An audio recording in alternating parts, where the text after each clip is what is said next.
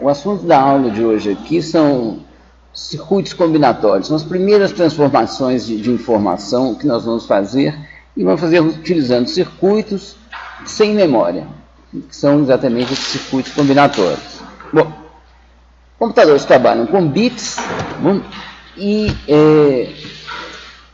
nós precisamos de dar um significado para os bits. Você pode, o tanto de bits lá em si não quer dizer nada, certo? Você tem que estabelecer alguma convenção. Você precisa, então, ter sempre um código. Assim, em que está codificado? O que esses bits aqui estão codificando para mim? Tá bom? Você pode, e a gente faz isso com frequência, estabelecer a convenção que você quiser. Vou interpretar isso desse jeito, vou interpretar isso daquele outro.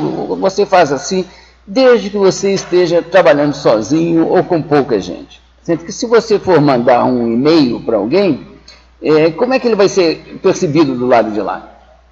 Bom, gente, o mesmo código tem que ser aceito pelas duas partes. Bom, você grava um arquivo, entrega um arquivo para alguém, essa pessoa, na hora que for ler, tem lá um tanto de bits, como é que ela vai adivinhar o que está lá? Certo? Você só consegue descobrir o que tem dentro daquele arquivo se ele seguir alguma convenção, tá bom?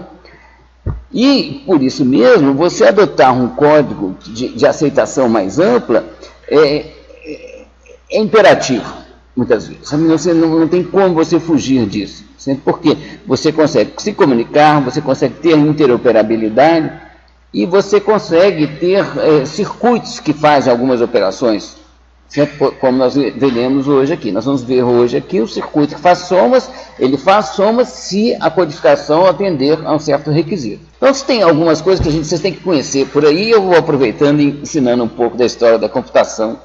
Bom, esses dois aqui, gente, o Rich e o Thompson, eles são os criadores do Unix, que é um sistema operacional. O Linux é o Unix, e o Windows, o iOS, todos esses sistemas operacionais. Agora, eles são herdeiros diretos do Unix. Eles criaram também a linguagem C, que foi um marco no desenvolvimento de sistemas, porque ela tinha um desempenho muito alto, tem até hoje, certo? É usada até hoje, e era também uma linguagem de alto nível. Bom, isso posto, isso aqui, gente, é um PDP-11, certo? Em 1972, eu já trabalhei com um computador desse, tá bom? E isso aqui, ó, é um teletipo.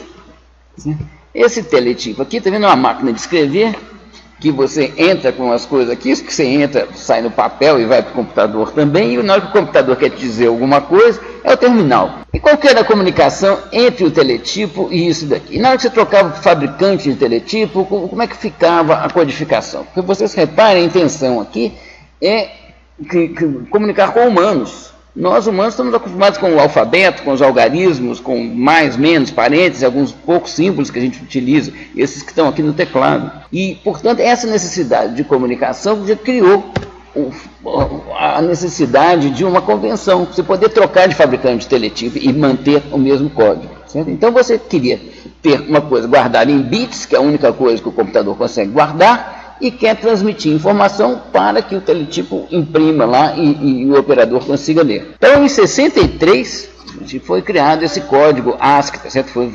Que foi uma convenção. ASCII quer dizer American Standard Code for Information Interchange.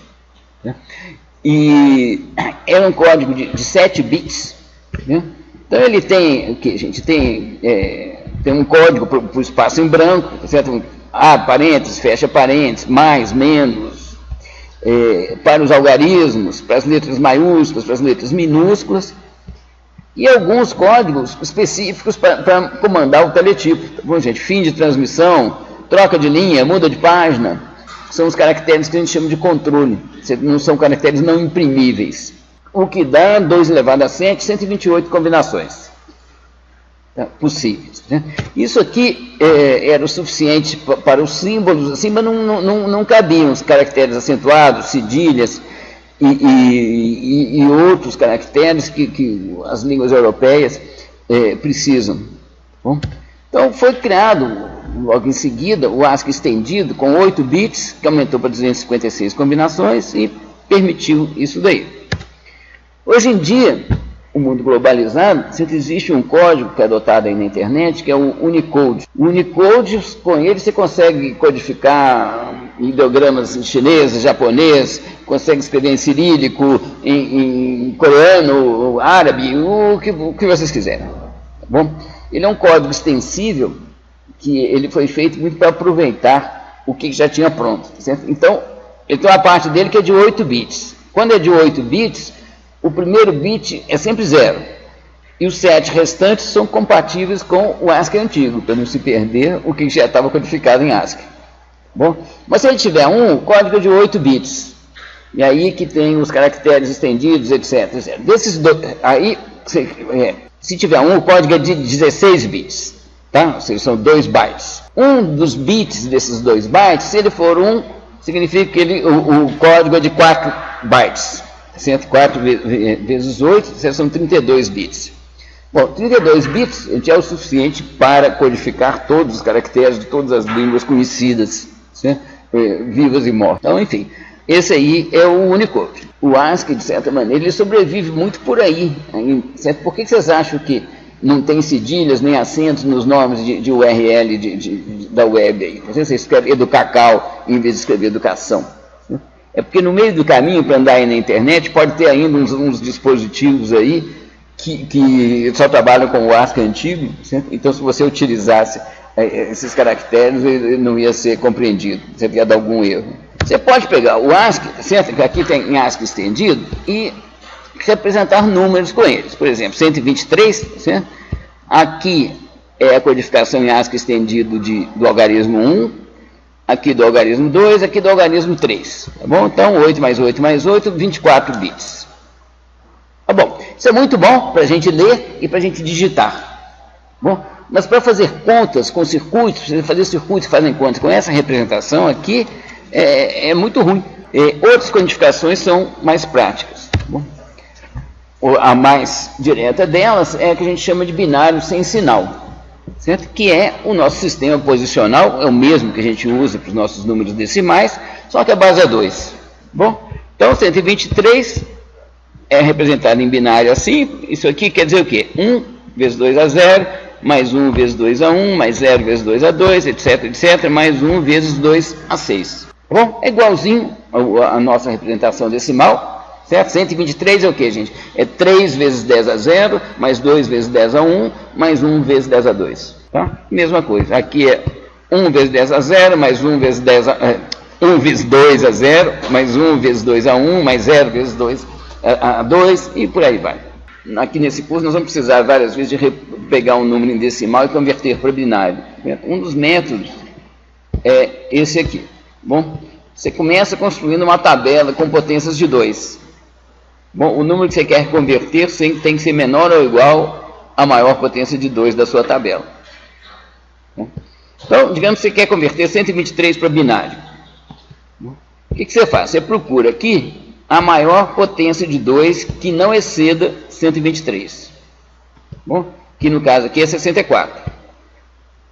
Bom, então, você faz 123 igual a 64 mais 123 menos 64, que é 59. Bom, então aqui, um pedaço do 123 eu já converti para uma potência de 2, sobraram 59, que eu quero converter como uma soma de potências de 2. O que eu faço?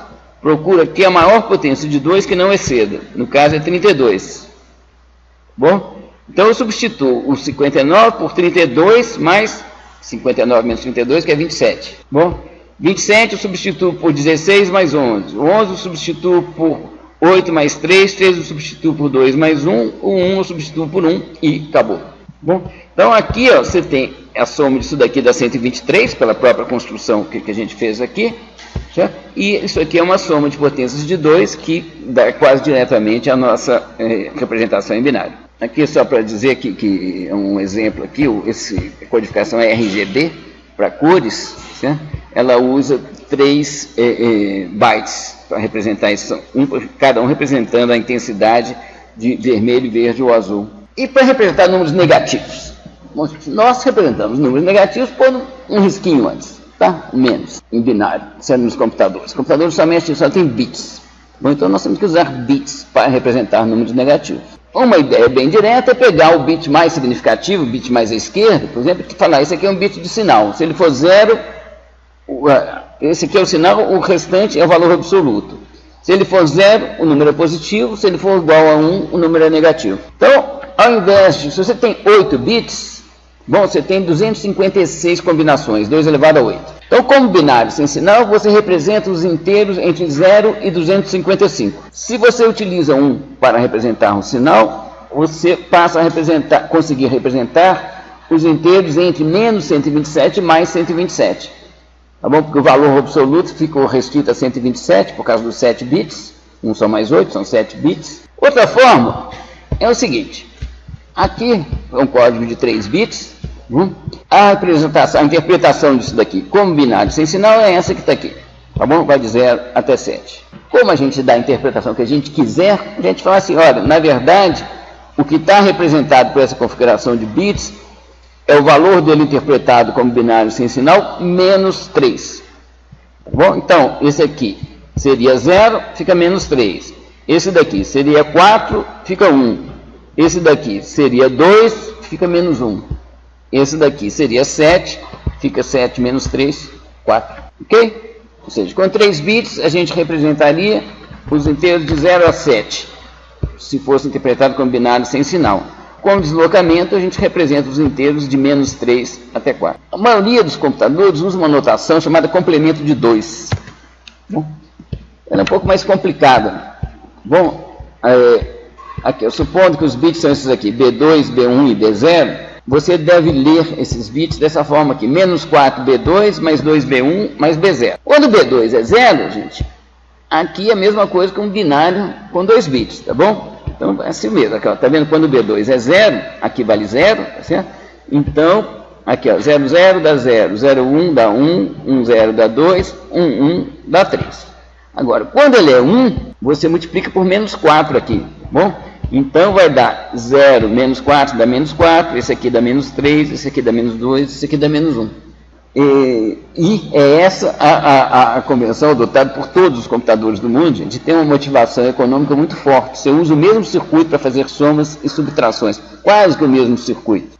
Quando quer fazer uma subtração, você soma menos n. Você quer subtrair n, você obtém menos n e soma. E como é que você obtém menos n? Certo? Você faz o seguinte, você inverte todos os bits e soma 1. Nessa soma você interpreta tudo como se fosse binário sem sinal. Tá? 0, 1, 0, bom, é a representação de 2. Bom, muito bem. Qual é a representação de menos 2? Você faz o seguinte, inverte todos os bits, dá 1, 0, 1, que interpretado como binário sem sinal é 5. Soma 1, 5 mais 1 dá 6, que é isso daqui, tá bom? E dá 1, 1, 0, tá bom? Ou seja, nós saímos de 0, 1, 0, invertemos, somamos 1, chegamos no 1, 0, 1, 0, é a representação de menos 2. Tá bom, gente? Então você consegue fazer isso para todos, menos naturalmente para o menos 4, porque não existe 4 positivo. Tá? Aqui dá errado. Tá bom? Então é esse o motivo da adoção dessa representação de complemento de 2. Como que nós representamos, gente, na nossa vida aqui, números muito grandes? A gente faz os números enormes muito raramente. Certo? A gente fala assim, 6,02 vezes 10 a 23. Tá? 1,07 vezes 10 a menos 9. Certo? Para números também de valor absoluto muito pequeno. Ou seja, a gente usa a notação científica. De certa maneira, se você pensar 6,02 vezes 10 a 23, o 10 pode estar implícito. Então, nós gastamos 3 algarismos para mantissa, o 6,02, mais 2 para o expoente, para representar um número que, se fosse em sua inteireza, teria 23 algarismos. Naturalmente, no nosso sistema aqui, nós vamos pegar potências de 2. Existe um padrão mundial, esse I3 é 754, né? Um de 32 bits, outro de 64 bits. Eles são divididos em um bit de sinal, alguns de expoente, 8 nesse caso, e outros de mantissa ou significando. Como a gente quer representar números de valor absoluto muito grande e também muito pequeno, é necessário que o expoente possa ser negativo também. E a convenção adotada por esse padrão é aquela representação por deslocamento. Então, vocês reparam que é um misto aqui, ó. Para o número inteiro, o sinal, a gente usa um bit de sinal, como naquela primeira representação de números negativos. Tá bom? Para o expoente, que pode ser negativo, a gente usa a representação por deslocamento. Um bit de sinal, alguns bits de expoente, e esses outros aqui para a mantissa normalizada. Olha, esses três números aqui, ó, eu pulando desse para esse, o que, que eu fiz? Arredei a vírgula duas vezes para cá, diminuí 2 aqui no expoente. Desse para esse aqui, o que, que eu fiz? Eu arredei a vírgula 2 posições para cá, 3 posições para cá, e somei 3 aqui no expoente. São 3 representações para o mesmo número. A gente é mais acostumado com essa daqui, e a gente chama isso aqui de normalizada. Normalizada é o seguinte: você tem um único algarismo diferente de zero antes da vírgula. Quando a gente está trabalhando com números binários, qual que é o único algarismo diferente de zero? É 1. Então, como sempre é 1, a gente pode omiti-lo, certo? Então, a gente não gasta um bit para isso daí, não. Então, olha aqui como é que é a interpretação, aqui, um exemplo aqui, tá? Aqui é o sinal, quer dizer que esse número inteiro é positivo. Aqui é o significando, tá bom? Se você somar aqui, ó, aqui são as potências negativas de 2, tá bom? Meio, 1/4 e por aí vai, tá? Então, somando isso daqui dá 0,65625. Mas como tem um 1 implícito, certo? Esse que eu falei da normalização, então o que está escrito aqui é 1,65225. Bom, o expoente aqui, ó, ele interpretando isso daqui como binário sem sinal, daria 159. Mas como temos deslocamentos, é 159 menos 27, que dá 32. Então, o resultado aqui é isso vezes 2 elevado a 32, que é 159 menos 27, e dá esse valor aqui. Bom, é detalhado, mas na verdade é a notação científica. Tem ainda alguns valores especiais, tá bom? Você tem um valor chamado nota number por convenção. Assim. Esse nota number, quando tem uma divisão por zero, é uma convenção mundial. Porque tem um fabricante dos circuitos que fazem contas, outro fabricante que faz alguma outra coisa. Uma divisão por zero, por exemplo, ela retorna nota number, não definido. Tá? Você tem representações naquele conjunto lá de 64 bits. Uma das configurações dela é mais infinito, outra é menos infinito. Para mais infinito, o hardware que faz contas, ele faz o que? Na hora de você somar mais infinito, mais 7, dá mais infinito mesmo.